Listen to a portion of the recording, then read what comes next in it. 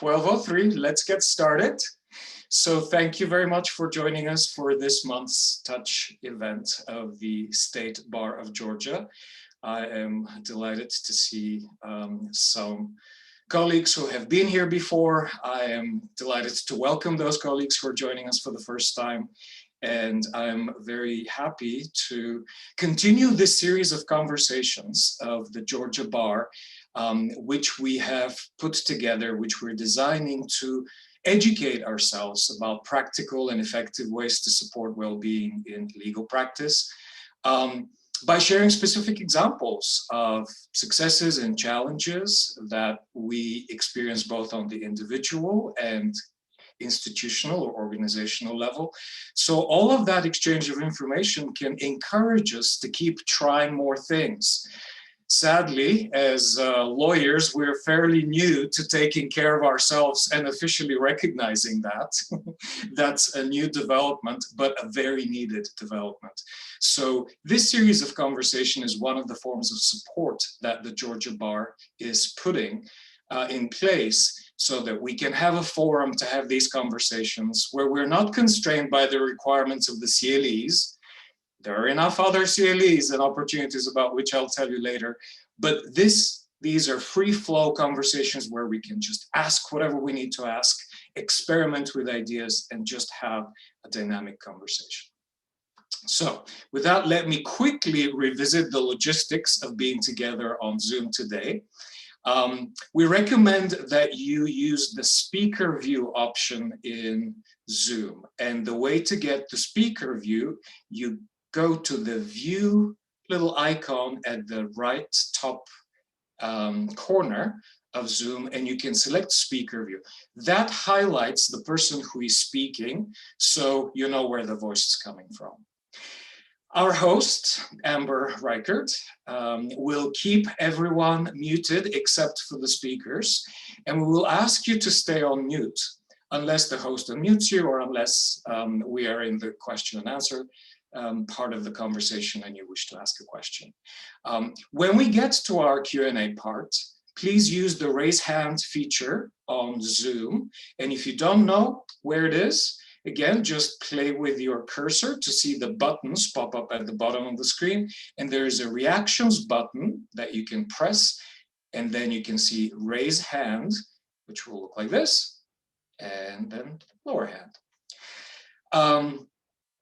If you wish to ask a question without speaking up or being identified, you can send a private message to me. I'm Plamen Rusev. You can send it privately to me in the chat function, and I will pick it up and I will ask it to our participants. Also, if you wish to not have your name displayed for whatever reasons on your screen, please feel free to change your name to participant or lawyer or whatever feels comfortable to you.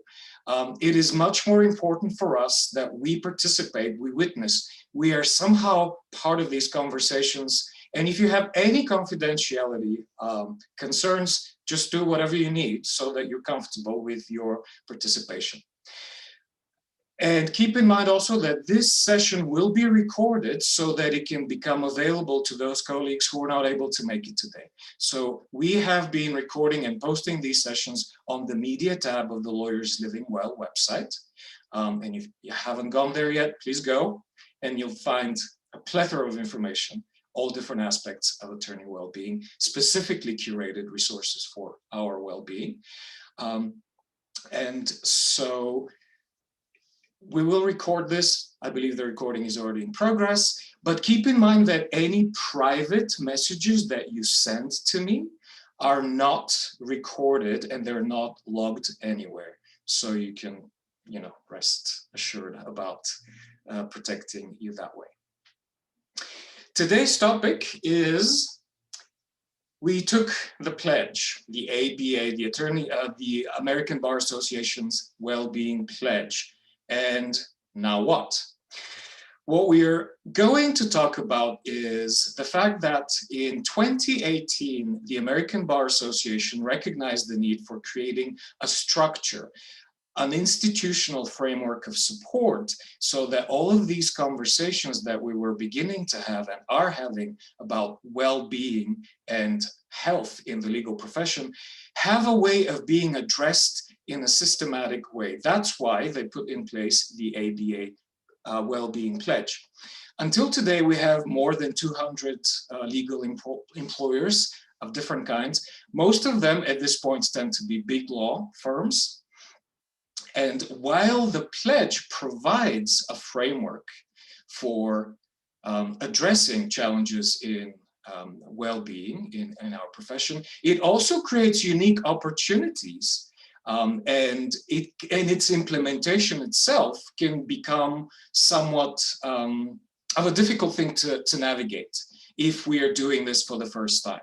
So today we're really fortunate to be able to hear the experience of our colleagues who are leaders in well-being in their law firms and also locally and nationally really, who will share how their firms have been implementing the well-being pledge. What are the challenges that they have encountered in the implementation? What are the positive surprises that they have found? What are good things that each one of us can take and implement in our own environment, wherever we are, whatever kind of setting we practice in. So with that, it is really my pleasure to introduce our speakers today. I will begin with Kristy Weathers from Eversheds Sutherland, who is professional development partner there. And in this role, she has been overseeing the firm's comprehensive in-house training programs. She works with various committees and leaders to design and implement a truly coordinated approach to the lawyer review process, mentoring, integration, professional growth. And recently, it has been impossible not to integrate health and well-being because it is so related to the essence of practicing law and our capacity to do so. Kristy is a litigator with extensive experience in toxic tort and other complex litigation matters.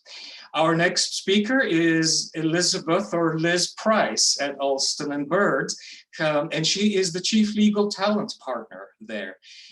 In that position, Liz is responsible for the firm's hiring, training, development, compensation, and promotion of the firm's lawyers as part of the overall, again, very integrated approach to talent management. She serves also as the alumni relations partner, and again, it has been impossible to do that role without acknowledging and without beginning to attend to the needs of attorneys when it comes to health, well-being, and how to support that. She is another very experienced litigator with extensive experience in major national product liability matters. And our third guest is Jeremy Burnette from Akerman, and I said that wrong again, Akerman, who is another outstanding litigator in healthcare. His practice focuses on representing healthcare providers in a variety of complex matters and disputes, regulatory compliance matters, and he also serves as a counsel to their internal compliance committees. Curiously, before becoming a lawyer, Jeremy was psychologist. So he also brings that perspective to our conversation today. And I couldn't be more grateful for our speakers' willingness to participate, share their knowledge and experience, and engage in this conversation today. So with that, I will say just a couple of more things to begin our conversation about the attorney well-being, the ABA Well-Being Pledge. So the ABA launched its well-being campaign in 2018 to improve the substance use and mental health landscape of our profession, specifically emphasizing the importance and power that legal employers can have in supporting and creating a healthy work environment. The primary vehicle for the ABA's campaign is this pledge, which calls upon legal employers to recognize that substance use and mental health problems represent a significant challenge for our profession, and acknowledge that we can and should be doing a lot more to address these issues.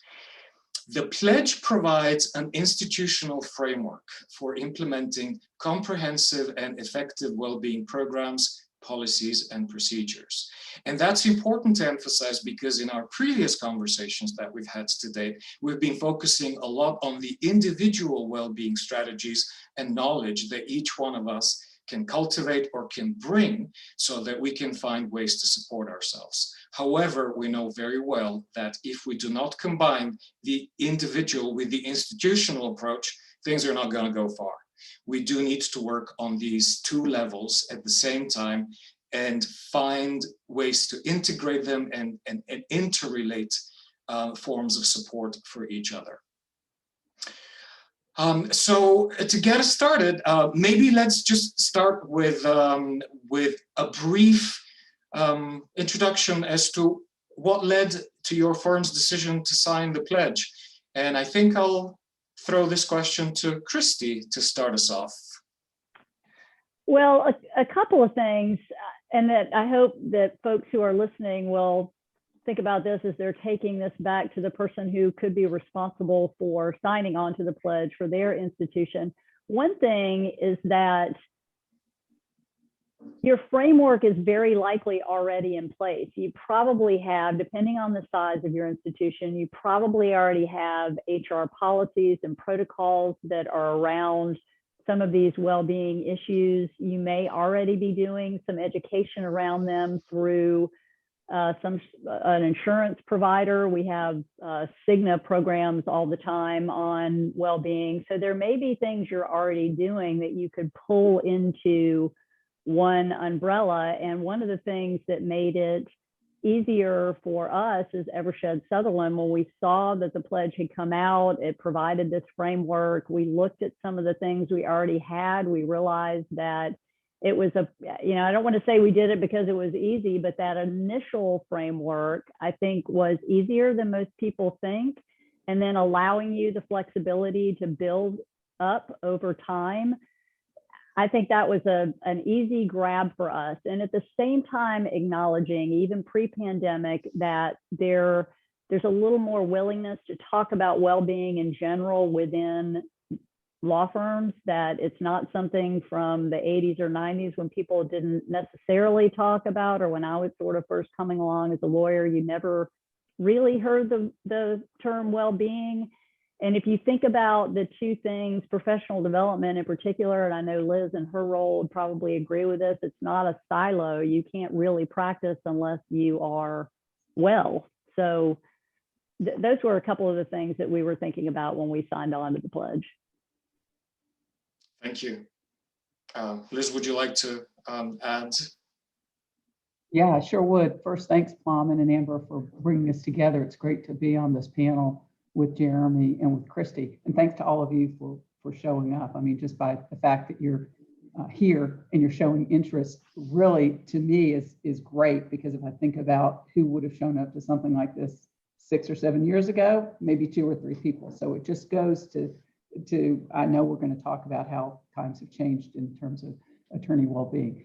I agree with what Kristy has said, and we had a similar experience at Alston. So at least since, I would say, the 1990s, we had what we called a good health committee. We now call it a total well-being committee, but it was a good health committee. It was focused on all aspects of health and well-being. And we did things like host running walking events. We talked about healthy dining options. This was pre-sustainability, so we were even dealing with recycling, filtered waters. I chaired the committee at one point, and maybe the greatest thing I did is we got toilet seat covers, but literally we covered all aspects of good health. So there was some groundwork really for focusing on healthy lifestyles, work habits, things like that. So we had rolled out our total well-being program prior to the pledge. So just like Kristy was saying, there were a lot of things that we were doing already that fit into the pledge. We just hadn't looked at it in a structured framework.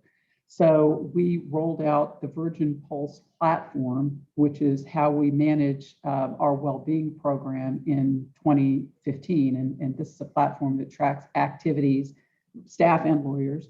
Anyone can participate. You earn points for doing things like having biometric screenings or taking a certain number of steps in a day, or maybe attending a coaching program to quit smoking, things like that. And so this started cultivating within the firm, again, at the staff and lawyer level, healthy life habits, healthy work habits, and well-being.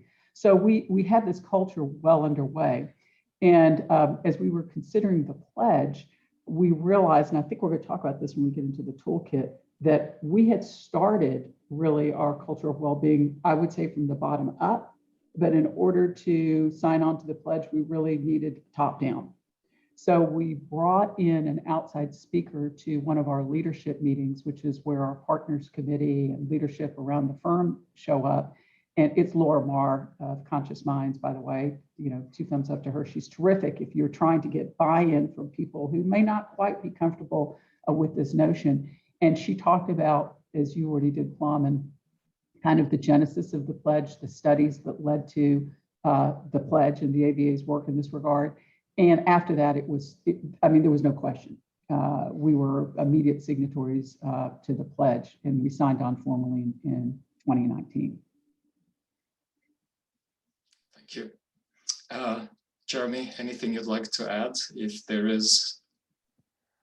Well, I started with 2 of my colleagues, the Atlanta office of Akerman, 3 years ago, and they had already committed to the pledge. So I can't speak to the history, but I can say that it did fit in the culture and was part of why we chose to work and bring Akerman to Atlanta.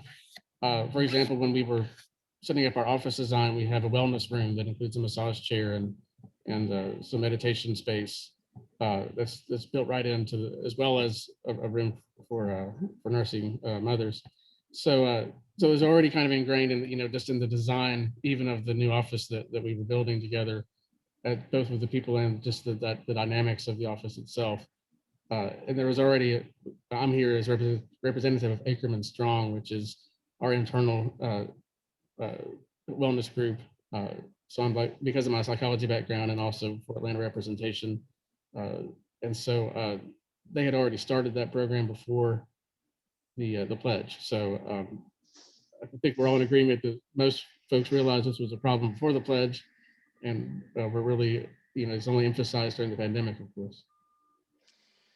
Thank you. So what I see already emerging is a very important point that our audience can probably detect as well, that there are very likely things in place already, even if a firm isn't a formal pledge signatory. Sometimes it's not even necessary to become a formal pledge signatory to be able to support and to develop comprehensive well-being strategies and policies. We chose to focus on the pledge to the extent that it provides a framework, that it's easier to organize ideas and activities. So with that, Amber, if you have handy that graphic, I want to just briefly share a graphic that outlines the 7 aspects of the ABA pledge, so that when we start referring to them in the next part of our conversations, our audience will know what we're talking about. We will also share that graphic as a PDF so that if anyone wishes, they can download that, because we will take it off after that. We want you to be able to see our faces rather than another piece of paper. But we wanted to just introduce that there are these 7 aspects of the ABA Wellbeing Pledge, and now we'll go into a little bit more of a conversation about what it looks like to implement these 7 aspects. Now, in addition to the Wellbeing Pledge, there is an 8-step action plan. Liz already mentioned some of the action steps. The 2 kind of work together. The action plan is not a formal part of the pledge, but it is part of the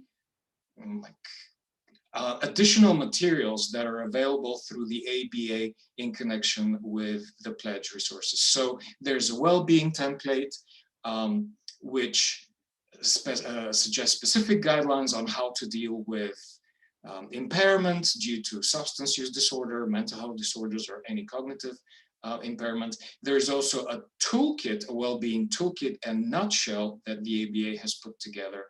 And you can access all of that information through the links on the PDF. And so this is kind of like, this presents the framework for the rest of our conversation. We will be going into some of those next. So we don't need to keep this on anymore, but Amber will share the PDF in the chat, so feel free to download it and use it as a local reference. So with that, let's move into the first aspect of the well-being pledge. It says, it invites basically legal employers to provide enhanced and robust education to attorneys and staff on well-being, mental health, and substance use disorders.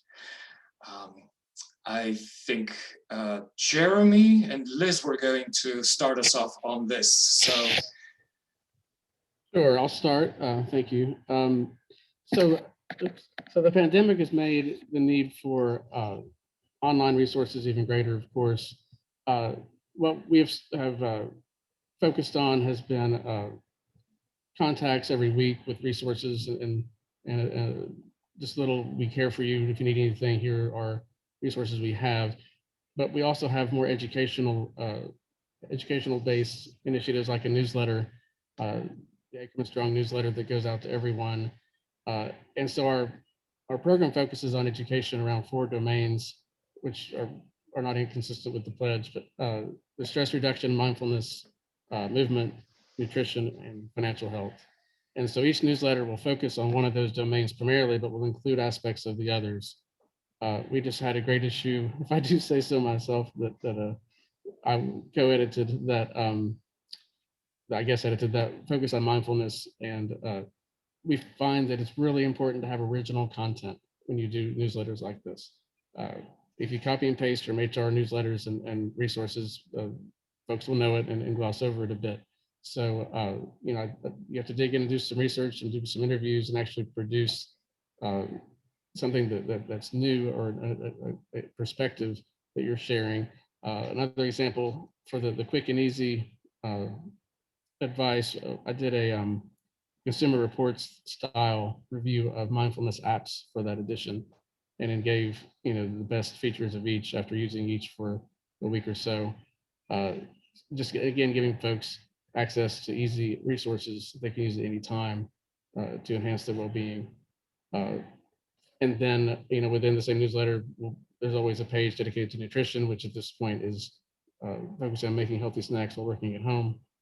And then we also have classes available, educational resources. There is a financial wellness class available to all employees as well, online, as well as we do a nutrition class that focuses on not what people eat, but how they eat, if that's something of need. And also our EAP program, which I think most folks already had at this point. We've seen a sharp increase on the use of our EAP counselors during the past 12 months, not surprisingly. And so having that all online has been really effective. So really the education is focusing a lot on the newsletter and having folks from the top down promoting that and making sure folks know what resources are available. The newsletter ends with a list of our resources that folks can turn to as well. We also have Hinge, which is an outside vendor group that does physical therapy online with folks. I was skeptical, but if you've ever had a soft tissue injury, you'll know that PT is the only thing that really helps. And I've heard a couple of folks just on our Akerman Strong committee who've used it, have had good results. So our approach is holistic and educational and providing resources as best we can in the pandemic. And when we are having Zoom meetings and things like that, I get to guest speak and promote the things we're talking about for a couple of minutes. So we do what we can to reach as many people as we can, as many ways as we can. Thank you, Jeremy. And I also like that you brought in the fact that the aspect number one, providing hands and robust education, is very connected to partnering with outside providers. So these two can really begin to be addressed together in a kind of comprehensive way. So sorry, Liz, I just wanted to interject that before you continue with your sharing. No, absolutely. It's a great segue because I was going to talk about a good bit of what we have done with outside providers, but like Jeremy, like all of you, I mean, this past year has posed special challenges, but I'll also say, I think it's provided opportunities to be more open to addressing those challenges through, attorney well-being and taking advantage of resources and EAP. We've experienced the same thing, Jeremy. People are more open to it. And when you talk about it and when you share experiences, you take away some of the stigma that people might have felt in just acknowledging that there's exhaustion, that there's stress, that there's anxiety in normal times, but then you add the past year of the pandemic and it's just been heightened. So I'm going to focus on some of the specific educational offerings that we've done really since the pandemic, because we've had amazing attendance, again, at staff and attorney level. In some instances, we have tailored some of our education to a specific group, like associates, staff, partners, and counsel. In other instances, we've made it open to everyone because what we've tried to do is create a comfort level that would encourage people to share and chat. And what we have found is people are still fairly reluctant to share, but they will take advantage post-educational offerings of coaching that's available with our outside vendors. So let me share with you some of the things we did. So in April of last year, right after we went into the pandemic, we had someone present to us on the neuroscience of lawyering well in a crisis. What is actually happening, to us in a physical sense that I think many people accepted because there was science behind it, right? And so lawyers found it a little bit easier to take that on. And this was one where we did 3 versions: partners, counsel, staff, and associates. And then what we picked up pretty quickly was there were special anxieties and stressors that our parents of young children were experiencing for all the reasons I don't need to tell you about. So we had a session that was on parenting overload, how to be a good parent and a good lawyer when you're trying to do it all. And we had a session on that, which was followed with some practical tips. So I'll just give you one example. Not that I'm a parent of a young child, but it was sharing with parents, if you're in a workspace and you have a very young child, it's hard to tell them, right now, mom is working and mom can't be interrupted, but in 30 minutes or so. And she came up with this great idea. She said, you should have a work hat and a play hat. So when the work hat is hanging on your door, your child, it's a visual cue. Your child knows mommy can't be disturbed, but then you take it off and you put the ball cap on. So some real practical things like that I think were helpful to our parents of young children. We had our pro bono committee put on an educational session about volunteering and focusing on the mental and emotional and physical benefits of giving back, how that can help reduce stress and help you find purpose in a time of anxiety. Most recently, we had a presentation, which I will say I thought was one of the best. We did it twice. Attendance was so high. It was called A Light Heart and a Focused Mind in the Legal Profession, and it was put on by Cameron Stout of Stout Heart. And he's a practicing lawyer who shared his personal journey through depression and alcoholism. And that resonated, I think, with a lot of people, not just because it was personally sharing, but he also identified some of the warning signs of alcohol or substance abuse that I think helped a lot of people focus not just on what they might be experiencing, but what they might be seeing in others, which I think was very helpful. Similar to what Jeremy was talking about, we have a regular well-being report that goes out and has a lot of resources, because we have a lot of resources and you can almost get lost in them. So we try and highlight each month a financial one, a nutritional one. All this, it's very similar to what you were talking about, Jeremy. Yes, So just Kristy, yeah, I think you have something, an interesting twist to this. yeah. So just two things, because I definitely agree. There's so many resources, especially through our the various healthcare providers that are already sort of within the HR structure and within law firms that provide some of the financial education and some of the other nutrition sorts of things. The one plug that I would give, and I know Liz had mentioned CAM, I would also give a plug for those who are listening who are looking for outside speakers on this, because I will say, I think there are a lot of folks hanging a coach or well-being consultant hat on now, and there are a million of them, and it is kind of hard to get through who's going to resonate with your firm from an outside perspective. But Stacy Dugan, we have used 3 different times in the past 3 years, and she's a former Big Law. I think you may even know her. She's a former Big Law partner. She's now a licensed mental health professional. And when she came in for the first time in 2018, because of that credibility that she brought with her, we had a packed house of lawyers that, you know, then led us into, when we were approaching or getting into the pandemic, we brought her back twice. And again, like Liz said, on the neuroscience part of it, it's fascinating, and it explains what's happening, and it makes it easier for people to think about different ways that they can address it, different with meditation or yoga or things like that, or anything else that promotes your own individual well-being. But the other thing that we did was ask our lawyers and staff who amongst them might have particular training. And I was actually, this is another just tip for those who might be listening, I was surprised, maybe not shocked, but certainly surprised at the number of folks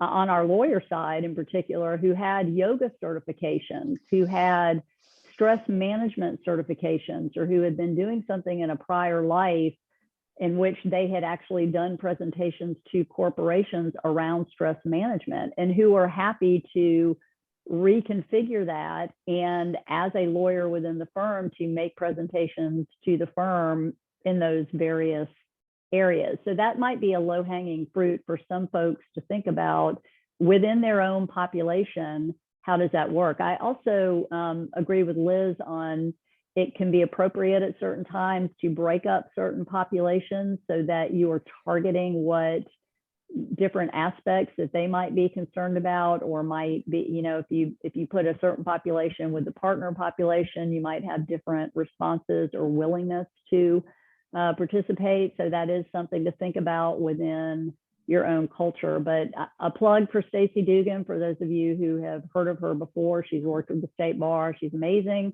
And I'm sure she would love to come in and do some of her presentations. She has several of them. And that's one way to get the ball rolling with a lot of credibility around it. And then second, to maybe canvas your own population to see if there are folks who might be willing to share. And to Jeremy's point, we also asked around, you know, what particular apps are helpful? What are you using, so that we can then, within our own communication through our managing partner, to say, hey, several of our lawyers have mentioned that they use this app for stretching or meditation or whatever it happened to be. But it, again, it lends a certain credibility if you know your colleagues are doing something, as opposed to an outside vendor maybe mentioning something. Just a couple of things that might be helpful to folks.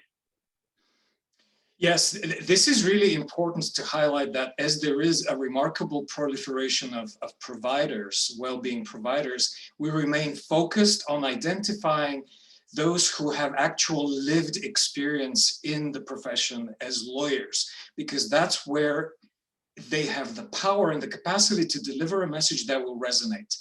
As lawyers, we are so naturally skeptical. We're trained to be super skeptical. So people who do not know our world, they may not be very easily received. So that's really important to keep in mind. But I also love this other point about, let's check in with our other colleagues who, in addition to lawyer, is also, you know, a yoga teacher, a breathwork practitioner, a coach, whatnot.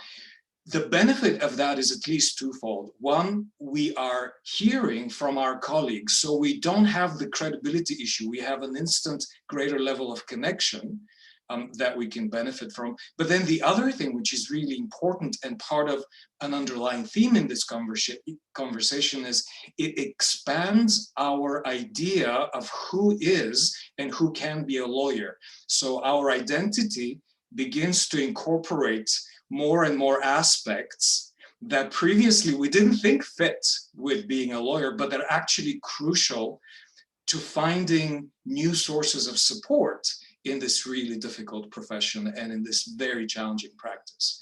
So thank you for highlighting these issues.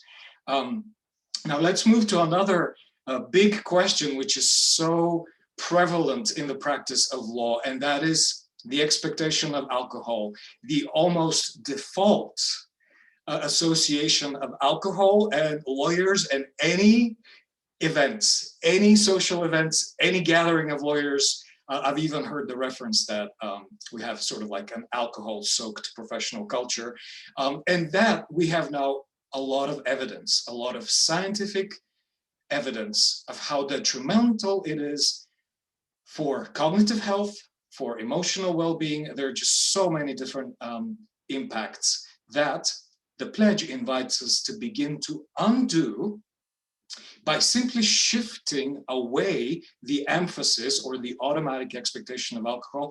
There isn't a prohibition of any kind. It is just expanding the option, just eliminating the pressure for people so that they don't feel that they have to drink. So what would you share about that, Liz? Well, we had already started trying to move away from such a heavy emphasis on alcohol before by doing, and this may sound silly, but doing little things like limiting the time frame that we had for, cocktail hours. There was a period of time when the cocktail hour went until the last person left, and that was quite dangerous, by eliminating the self-serve component of parties. So we had done away with some of those things before, but what we did once we became signatories to the pledge is some really little things, but I think they send a meaningful message. So we have had historically every Friday bar at 5 o'clock. Everybody would go and meet each other at what we call Friday bar. We now call that Friday social. We don't call it the bar. When we send out invitations to internal events, summer associate events, anything like that, there's no imagery of alcohol on the invitation anymore. No, Cinco de Mayo margaritas or anything like. None of that. We've done away with that. We offer a variety of non-alcoholic beers and mocktails at any event where we are also serving alcohol, and we actually have had kind of fun with this. We have a signature mocktail, so we'll come up with something like the Alstini, and it will be a non-alcoholic drink that'll be fun for people to have. When we have sent gift baskets, so for example, even baskets that we've sent around for Zoom get-togethers socially, it's always got non-alcoholic beverages in the gift basket. And even when we had, this goes to the leadership issue, when our partners committee was meeting virtually, they did not have alcohol at any of their social events. So just little things like that, I think, go a long way to sending the message, both to your point, Flamen, it's not that we're saying you cannot have any alcohol, but there should be reasonable alternatives to alcohol and ones that people feel very comfortable with. I think about a lot in the summer associate context, where summer associates may feel pressured to drink because so many of the lawyers are drinking. And this is a great way for them to have their mocktail and not feel any pressure at all. Fantastic suggestions. And anything else to add if you wish? Yeah, I definitely agree with the language of, instead of saying happy hour, saying social hour, because you still want the connections, you still want people getting together, and certainly providing the non-alcoholic alternatives in the same way that you provide healthy snacks in addition to maybe a basket of cookies. that those things can go a long way. It changes perception, and you can sort of sneak it in there without folks really noticing that you're moving towards a little less alcohol soaked.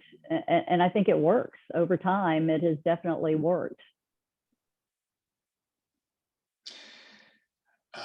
It is interesting how this, as we're exploring these aspects of the pledge, it is very interesting to notice how each one kind of supports the others. So where I'm going to go next is something that actually each one of you touched on in the introduction, so to speak. The sixth aspect of the well-being pledge, which invites legal employers to show how the firm's core values include taking care of yourself, getting help when needed, and providing appropriate programming, appropriate forms of support to that. So what would you say is something that you particularly notice in your firm's culture that either made it really easy or something that you may have needed to start adjusting so that things can begin to be more in line with the goal of sustainable well-being within the firm? Jeremy? Sure. I'll just say that, maybe this is too obvious, but buy-in by leadership is very important. And, we're fortunate at Akerman to have a very well-liked and personable chair, and he is very behind the Akerman Strong Initiative, and really just having leadership, the entire leadership committee, and then the practice group leaders inviting wellness folks to talk to their groups, et cetera, et cetera. It is, to me, if you're fortunate enough to have that already, that's obviously the best place to start. But getting leadership buy-in, and sometimes for some folks it may be, to the ABA's point, this is a matter of competence, but it's also the right thing to do. So I think either one of those two things usually would appeal to most leaders. So I think just getting leadership buy-in is the first step for success in communicating that core value. I would add to that, Plum. So one of our stated core values is what we call a balanced life.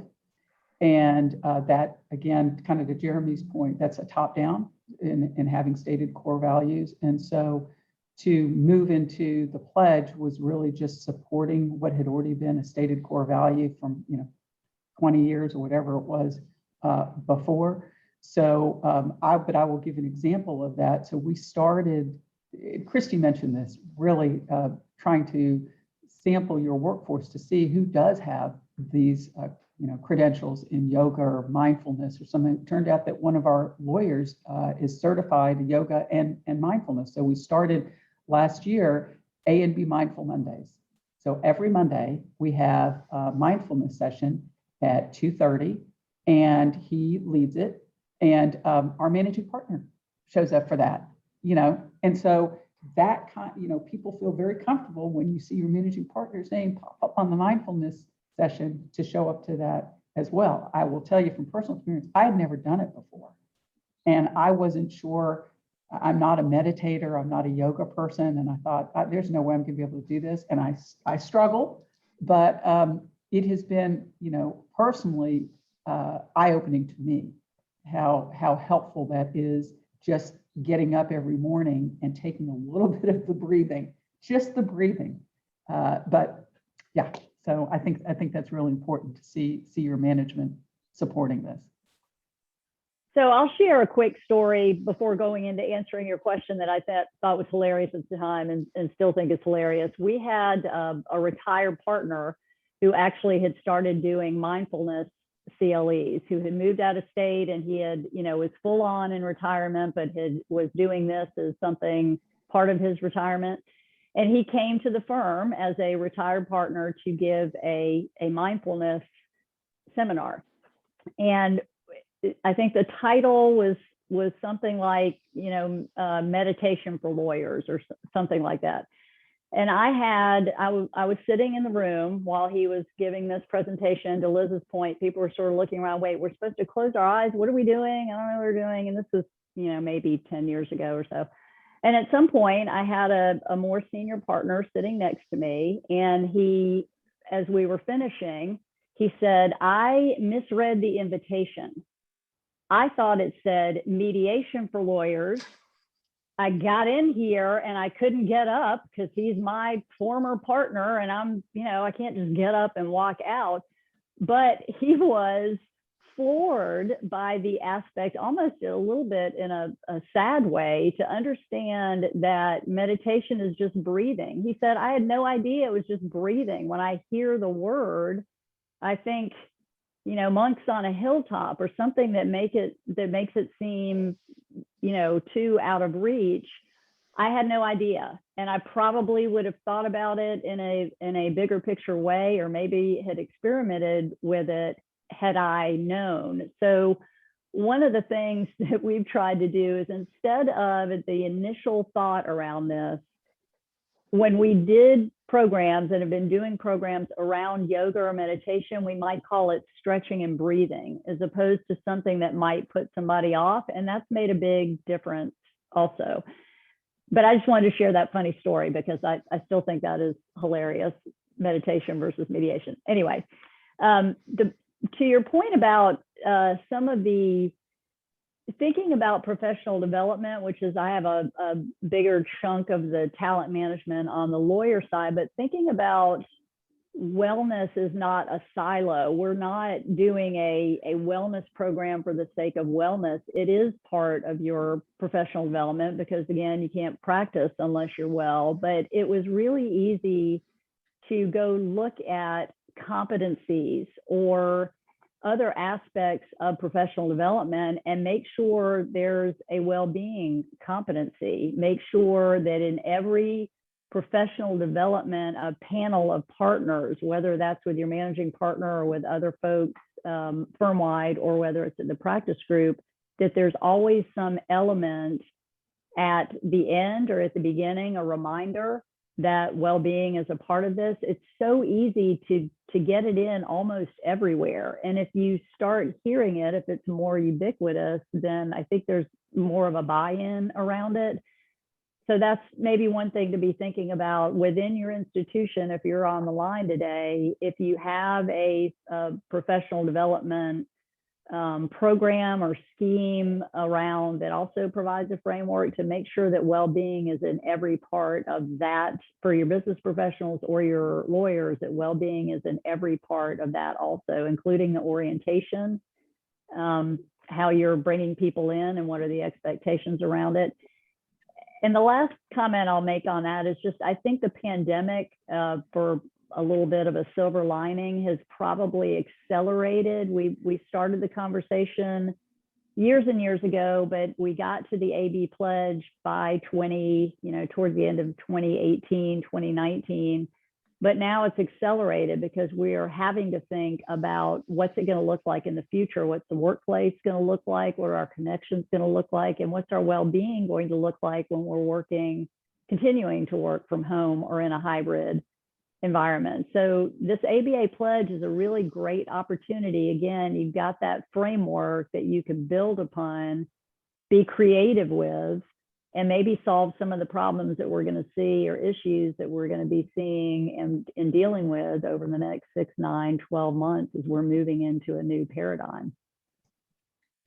Tom, and if I can, I want to really emphasize what Kristy just said, because incorporating well-being and these notions that we're talking about in just a natural way. I mean, it's like when you talk about diversity, I mean, it shouldn't be over by itself. It should be imbued in everything that we're talking about. So one of the things that we do, Kristy, we have monthly associates committee meetings. So this is 45, 50 people on a committee in the firm, and we highlight something on Virgin Pulse or in well-being, or maybe it's a lecture series or something that we have related to this. It's just matter of course. We have had the same lawyer that I mentioned to you come and do mindfulness sessions ahead of or during those meetings. Just, not that it's something special, it just happens. It's just we're going to do this. And people are getting, they're getting used to it. Right before the pandemic, we had a partners weekend, and this was the first time we had well-being addressed at our partners retreat. We had 2 sessions Both were overflow. And it's a very similar reaction. They did actually know that it was meditation and not mediation, but they were very surprised at what they learned. And I remember sitting around looking, and I'm looking at all my partners with their eyes closed, and actually, and I'm like, I'm so glad they're actually doing it, because I was like, is this going to go over? You might be surprised. There's Well, the theory is we can trick folks to meditation by a typo of saying it's mediation training, and then if they stay, they benefit. So it's not really bad to do that. It's a great idea. Sorry. one additional thing within mentoring pairs, I think there's an opportunity for reverse mentoring, because some of our more junior lawyers are coming out of law schools now where there are stress management classes. And so one of the things that they can help do is educate some of our more senior lawyers, and just as a part of reverse mentoring. That's something to be thinking about if you have a mentoring program, that you can include that as a topic within that program. What a fantastic idea, and what an unusual reversal of roles. I think that can definitely create a new opportunity for feeling much more integrated into legal practice much earlier on than we've been able to experience that usually. So fantastic. I really love that suggestion.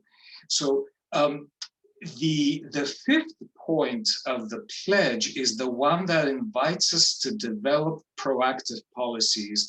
And once again, it is interesting how we have been talking about this point somewhat indirectly, that essentially by creating all of those different activities, or all of these different opportunities, and infusing them in different levels and different areas of our professional life at the law firms.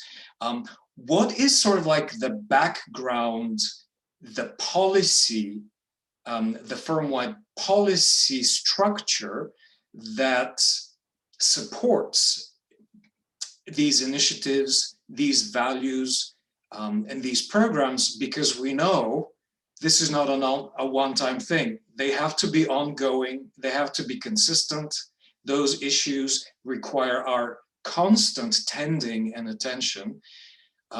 Tending to our well-being is as important as, taking one breath after the other. So a similar approach we need to take even to how do we create the kind of solid but also flexible policies that inevitably will have to combine many different perspectives and bring together the interests of various stakeholders. What would you be able to share about that? Because that's probably one of the potentially most challenging aspects of bringing this together. Anyone that? I think, I can't really speak, to policies per se, or anything in writing, as much as I want to just say how important it is that whatever group is leading this effort, it's called different things. It's Akerman Strong here, and whatever impact or committee there is in place, for that group to have some power, autonomy, and flexibility. Like, I'm sure everybody else is also, we're working on reintegration now, like, post-COVID stress disorder, separation anxiety from your kids and your pets, upcoming things we know we're going to have to deal with, once folks start coming back into the office. So, I'm even not answering your question about policies as much as I just think you need to have a dynamic and active and proactive committee in charge of your effort, your initiative. I'd agree with that, and also maybe focus on the communication aspect of it, because we just happen to have, like, I know Alston and Akerman, we have a managing partner who is a yoga enthusiast. He's a healthcare advocate type person, and so that's very helpful. And with he does a weekly email update, and he does a quarterly update for staff. So there are lots of opportunities to continue to put out reminders of various resources and to make sure you're practicing self-care, but also our general counsel is a part of that to make sure that for all of the firm, not just for the lawyers, but that there is an aspect of it being part of your professionalism and being part of our core values, that as long as we are emphasizing that, the underlying sort of stigma around making sure that you're able to bring it can be mitigated in a way a little bit. I still think there's probably still some of that. Maybe we never get completely around that, but certainly more conversations around it that are happening now and again that are going to be accelerated. I think that's going to help over time. Yeah, I think the communication and transparency and support are the critical elements here. So we do have a drug-free work environment policy, which encourages employees, staff, or lawyers to seek support for themselves or family members should they, believe that they have an issue or want to, seek guidance on that. Of course, we have the attorney assistance program and the employee assistance program as well. It's all confidential. So encouraging confidentiality is key. I think also encouraging your lawyers to share when they are observing issues in others and understanding that there's confidentiality there. This is mostly done with us, at least through our general counsel. But that's where you can really get, I don't know if intervention is the right word. Jeremy would know from a psychological standpoint that might not be using that right. But I think really encouraging people to be open for themselves, but also to be on the lookout for others and to feel comfortable that they can share observations in that regard in a confidential way, that the lawyer is not going to be punished or something like that, but we're going to seek to guide them to help. Yes, thank you. I think what you're also alluding to is how important it is for the policies to provide safeguards so that people do feel safe, protected, and they can take the risk which is associated with either sharing your own issue or maybe sharing whether you're concerned about a colleague, and knowing that this will be received in an appropriate way that will be respectful of the person, the issue, and the situation. So I've recently heard about the creation of a psychologically safe environment, which makes it possible basically for that sharing, for taking those risks to happen without major repercussions, which will completely undermine and undo all the other effort.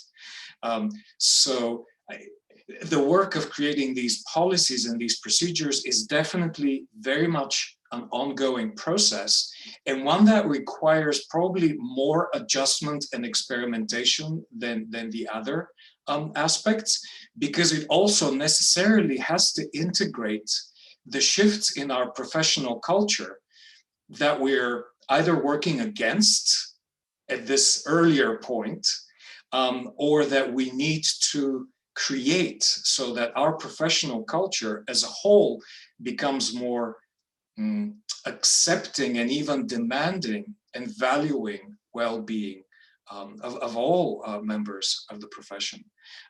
So to that point, we actually have a really good question from one of our participants about the culture of overwork, which is such an essential aspect of practicing law. And I'll just read the question. In my experience, one of the biggest issues is that lawyers just have too much work or are expected to do too much work.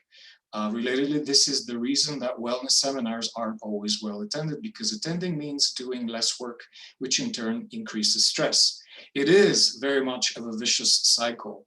And so from your perspective and from your experience, and I'm expanding this just beyond the well-being pledge, but what are you seeing? How are you seeing? What are possibilities for beginning to change the culture of overwork?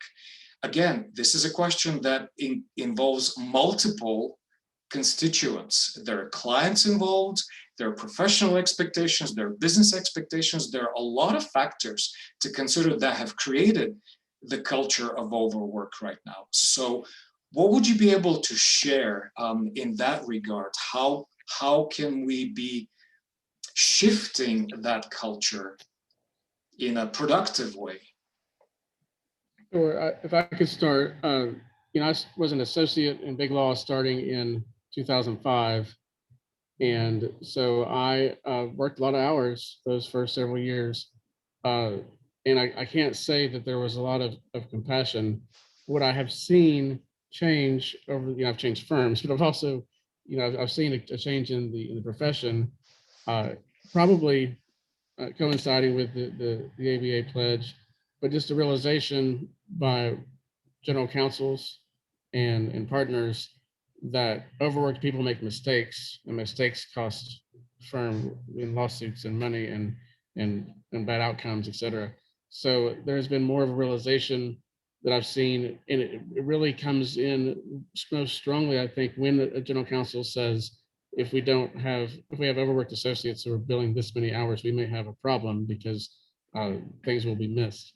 So besides the compassion for the person, there's a strong realization, I think, that overworking can have adverse consequences. So that's what I'm seeing. If you are that associate who is overworked, depending on your situation, I've seen different things. I've seen associates speak up with some partners and not get very far. But I've seen other situations where there's been an immediate realization of, I'm giving you everything, or just sometimes folks may not even realize how overworked someone is. I will say personally, something that we learned in my graduate studies in psychology was that without recreation, there's no creation. You're depleted. The whole point of taking breaks and taking care of yourself is to make yourself more effective at everything, including work. So just self-care is very important. It's hard to set limits sometimes, but if it's a choice between sanity and well-being, sometimes it's a matter of speaking up and having an uncomfortable conversation, maybe with someone in HR if it gets to that point. But I don't think there's any benefit to the associate or the firm to continue to be worked to a point of burnout. And I think that most folks are seeing that now more than they did 15 years ago. I think the problem is even more acute since we started working from home, because the boundaries have been completely blurred between what was traditional work hours and what is now just on all the time. There's an expectation, because where else are you going to be but right here in front of your camera, that I can ping you at any time and you'll be able to hop on and we'll talk, because I know you're at home. So it really, I think it's gotten worse, not better, in the past year. I think that there are a couple things at issue here. The biggest one is one Jeremy just touched on, which is communication.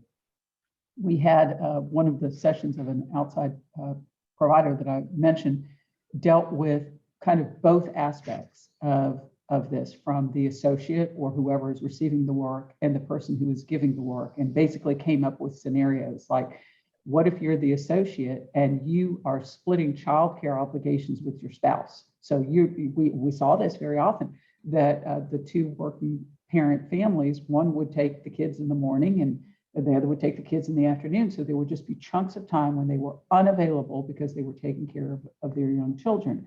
But sometimes they didn't share that with the partners. So all the partners knew is there's a 5 or 6 hour period when I'm pinging him and there's no response.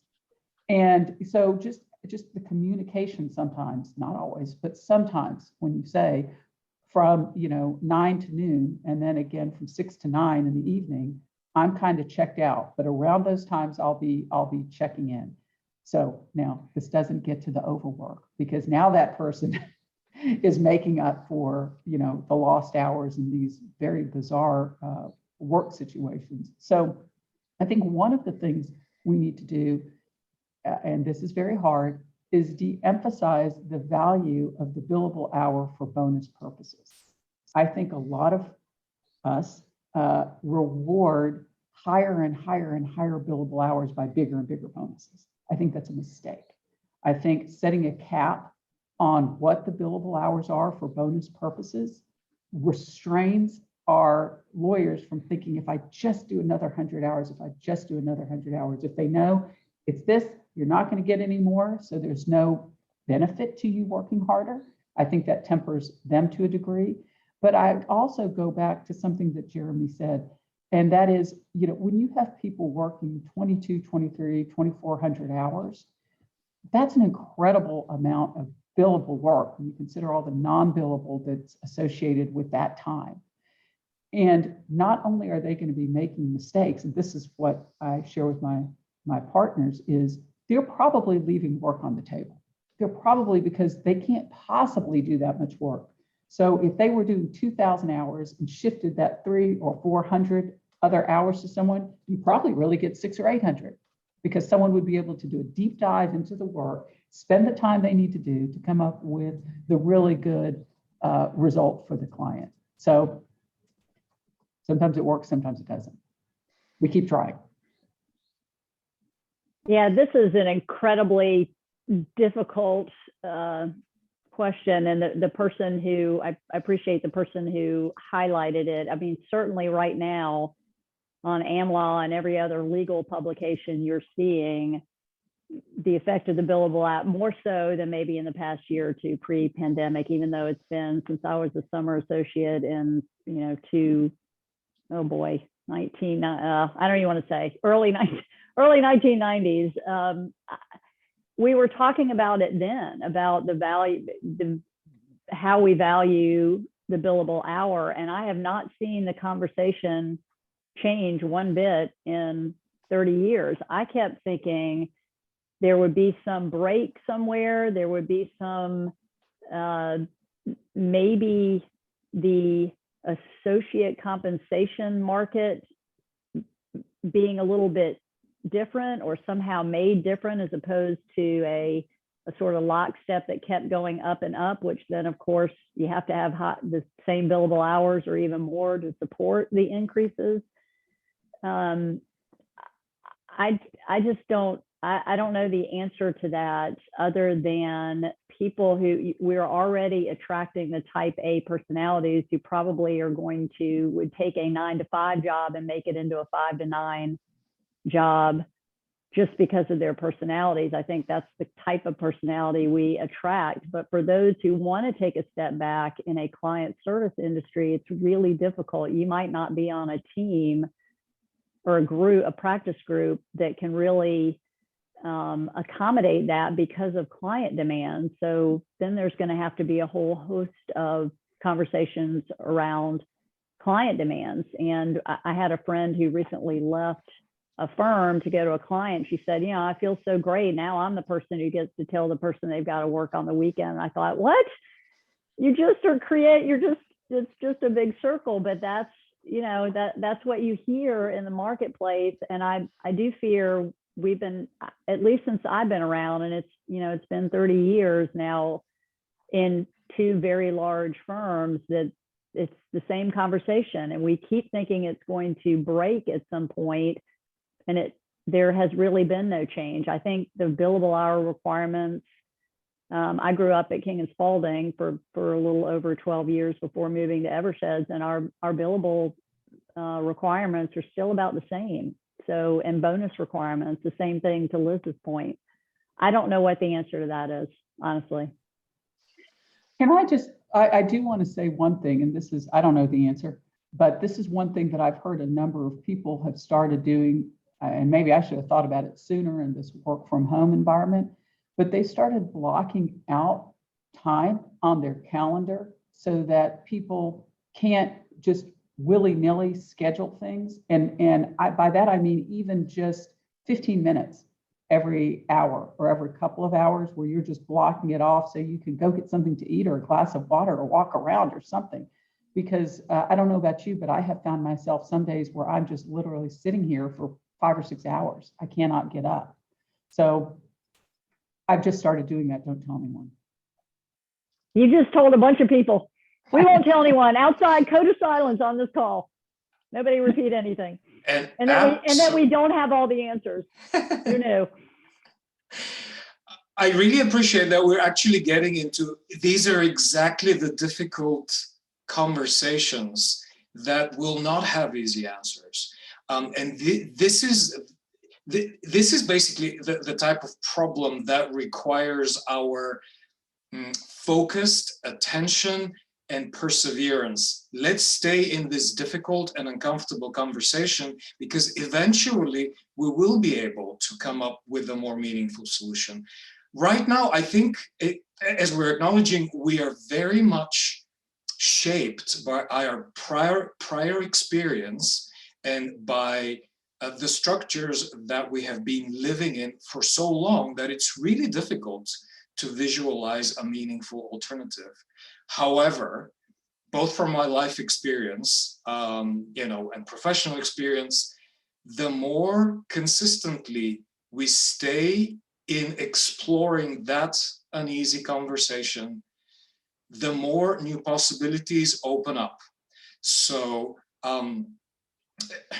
that's my only encouragement for us all, not to be discouraged by this, but while we acknowledge that this is truly difficult, we don't know what the answer is. That doesn't mean there isn't an answer. We're more likely working toward it, and if we have the commitment of working toward it, we're going to get there sooner or later. We have another question from the audience, and this time I'll actually invite our colleague Eric Lang to ask his question directly. Good afternoon, and thanks for calling on me. Hi, Eric. Thank you. This question concerns what I'll describe as serious mental health issues as well as suicide. Given the size of your firms, it's absolutely likely that you have a handful of lawyers at your firms with serious mental health issues, bipolar disorder that needs to be medicated, for example. And again, given the size of your firms, it's extremely likely that you've got a suicide survivor or two.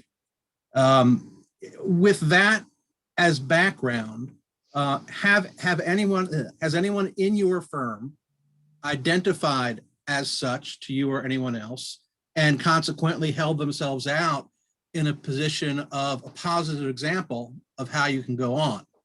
I note and will encourage everyone here, if they have not already, to sign up for tomorrow's suicide awareness panel being put on by the Chief Justice, where there will be at least 2 suicide survivors, 1 lawyer and 1 judge, talking on that particular issue. But my question goes to your firms. Thank you, Eric.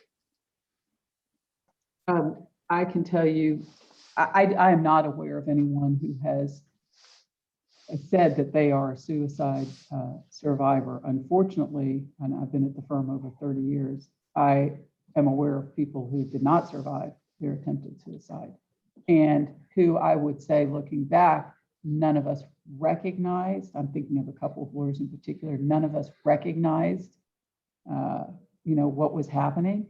But no, Eric, I don't know. Nobody has come forward in that way. We have had people come forward with alcohol or drug addiction, even gambling, and talk about it, but not suicide or severe mental health, I would say.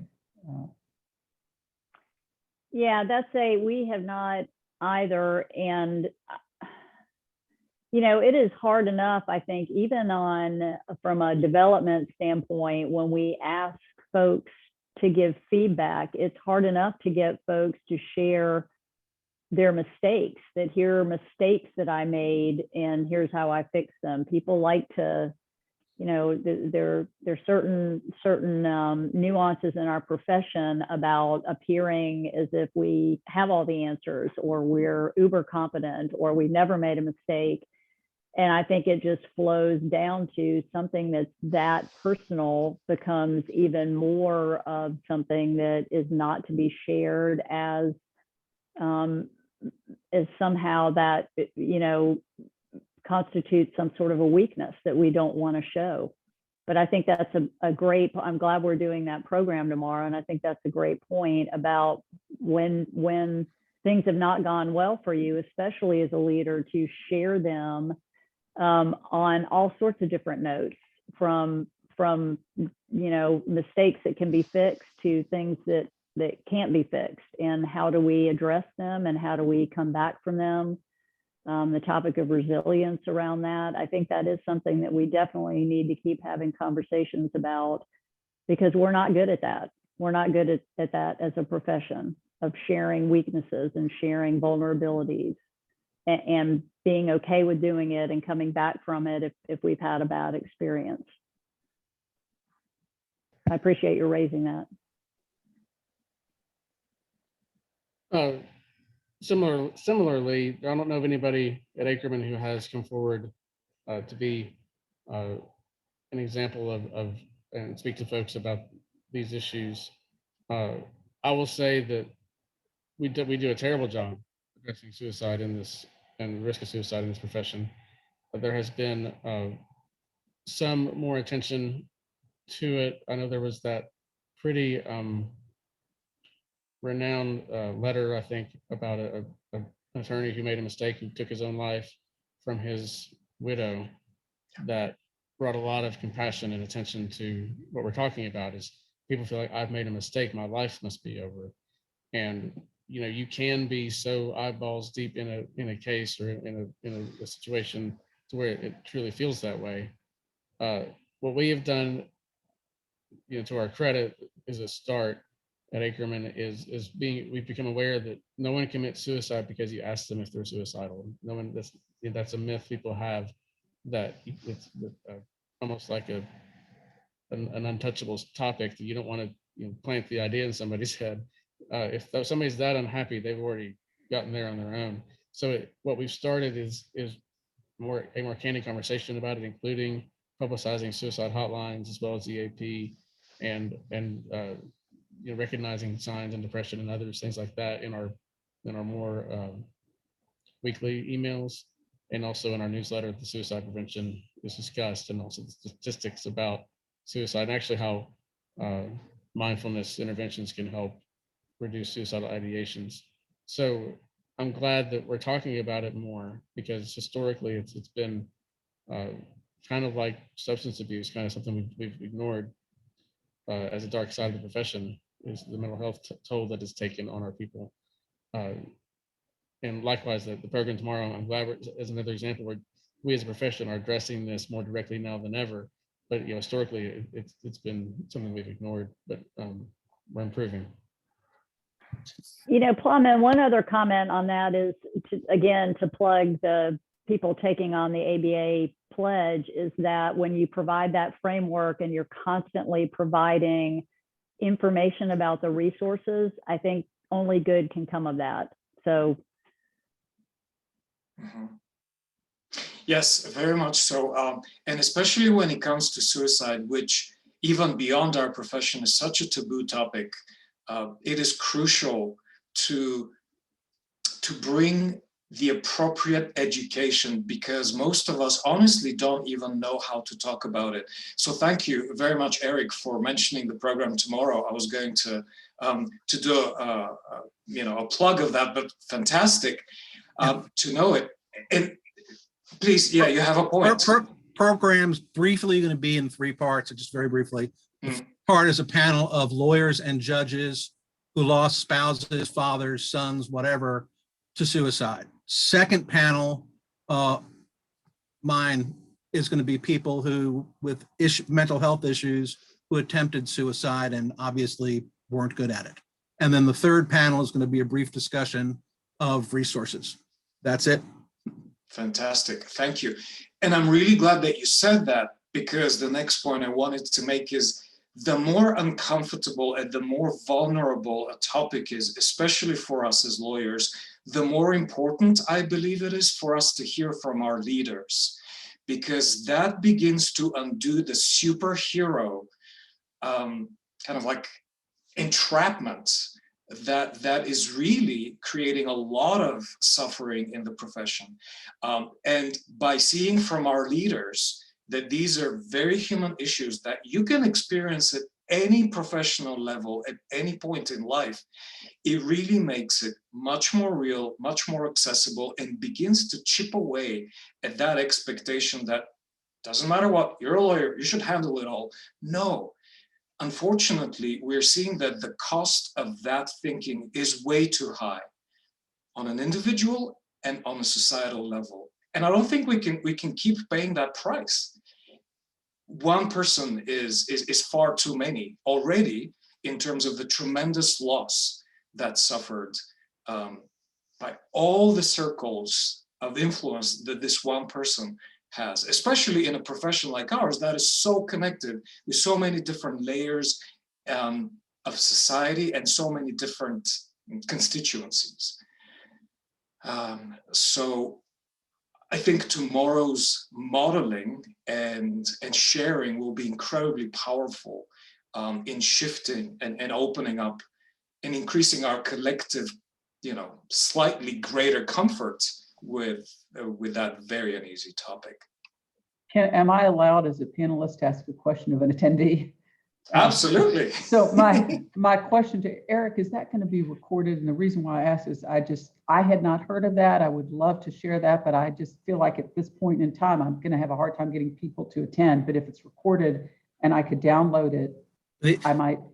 The answer is, it is supposed to be. You would never want to have a lawyer in your firm who has subscribed run a screen capture on it. You just never would want to do that, just in case. Yes, I believe the plan is that it will be recorded, and I think it will either become an on-demand offering in some way, maybe through ICAD, maybe through the Chief Justice Commission. But last month's program, which if you didn't see it was on race issues, I believe is downloadable or streamable. So there's no reason this one shouldn't. Yes, exactly. Let me check with the audience. If you have any other questions, please, let me know by raising your hand, by sending a question in the chat box. Otherwise, we are going to move toward wrapping up our conversation. I'll just, at this point, I'd like to open it, to our speakers. Well, first, thank you for sharing so many very specific, very practical things that your law firms are doing. That can be incredibly helpful in just like jiggling, like offering ideas, suggestions, things that we can try in our own environments. So what would you say at this point to the skeptics or to those who don't know where to begin?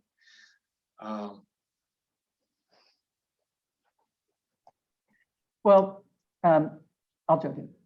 I would say kind of where we started. You're probably already doing some of these things. So do something, do anything.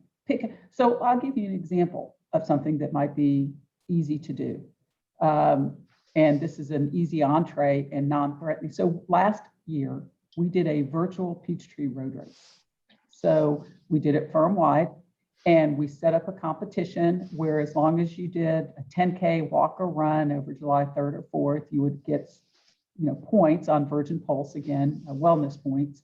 And we had people send in pictures. We did it with our alumni as well. And we had incredible participation. It was just one kind of push towards just one little thing, but I think just planting those, and this was a way for people to share with each other how they were celebrating the 4th of July. So I would just say, do something, do anything, take a small step. It doesn't have to be threatening. It shouldn't be threatening. It should be something we're all striving for. Yeah, I would wholeheartedly agree with that. You probably are doing, depending on your institution, you're probably doing a lot more than you even realize. So bringing it under one umbrella just gives you, again, that framework that can help you build out from there. And I would wholeheartedly, if you take that, the document that you put up at the very beginning, if folks will take a look at that, I think they'll be surprised at how easily it can be done. And the ABA is supportive of you're taking that first step and then helping. So they've got resources in place. If you're looking for, I'm not sure what to do about these different policies or procedures, there are people that you can talk to. So I would agree with Liz, just take that first step. It's easier than you think. Exactly. And if I could just add, I think in some ways, talk about silver linings, it's never been easier because of apps and technology and such. Similar to what Liz was talking about, there's an app that we use at Akerman called Walking Spree, and it's a fitness tracker app, but it networks everybody who participates. So we've had competitions, month-long competitions among offices or practice groups, et cetera. And, it's just, good natured competition, but it does, get people engaged and communicating, and also, incentivizes movement. Also, some of the apps that I've reviewed have live yoga sessions. So if you don't have somebody to lead a yoga session, you can say, we're going to all be in this one at 2:15 on Tuesday, if you can make it, for example, to have a group yoga with an instructor. So, and just, I think the theme I'm hearing with the fact that my co-panelists is, you have to do something.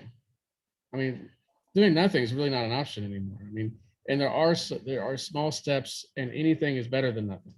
So I would encourage folks to start with maybe something light, but also, I think Kristy talked about identifying folks in your ranks who already have skills. I mean, I was identified to be on Akerman Strong Committee because of my background in psychology, and it's been a great way for me to contribute non-billable time to my firm. So use your existing talent, use technology, use your assets towards the goal. You have more than you probably think you do. Thank you. These are really good words of encouragement. And also one of our colleagues shared a really good point to me personally that I need to bring up. And that is the question, is there any efforts to create something for small firms or solo practitioners similar to the pledge? I don't necessarily think whether you know of that. What I know is that the ABA is recognizing that the pledge so far is especially targeted toward larger employers. And I have heard that there is a concerted effort to develop something more appropriate to the smaller environments, the small firms, the solo practitioners. There isn't anything, to my knowledge, that is currently in place, but to the extent that any of those suggestions might be more applicable, more easy to implement, I would encourage not to wait, for the larger structure to emerge, but also to provide some reassurance that it is being worked on. That is a very recognized shortcoming currently, and all of these organized efforts are mindful that it's a different type of support that needs to be provided to the small firms and solo practitioners. So although I don't have a good answer or good resource to point you to at this point, I'm hoping that we'll have something very soon. Our host shared a few more upcoming events. There is an important CLE program on the 5th of May, which actually packs so many CLEs. Kristy will be participating there as well. So on the 5th of May, it's Living Well to Practice Well, which has 6 CLE hours, including 1 ethics, 1 professionalism, and 1 trial practice. So sign up for that if you haven't already. We will have another conversation at the end of next month in which we will go to the law school level and see how we can be planting the seeds of wellness at the law school level. And that is just part of our ongoing conversations. With that, my big heartfelt thanks to our participants for sharing so much, for being so open, and really going into the uncomfortable territories of our unresolved questions, the things that we need to keep grappling with to be able to ensure that we can meaningfully create a healthier and more productive environment for us as lawyers, us as humans, because at the end of the day, these two cannot be separated. Thank you. Take care. Be well. All the participants will receive a recording, link to the recording, and it will also be posted on the Lawyers Living Well website. So with that, so many thanks. Thank you for having us. Jeremy, Thank you, Liz, everyone. It's a Kristy. pleasure. Bye. Take care. Thanks. Bye.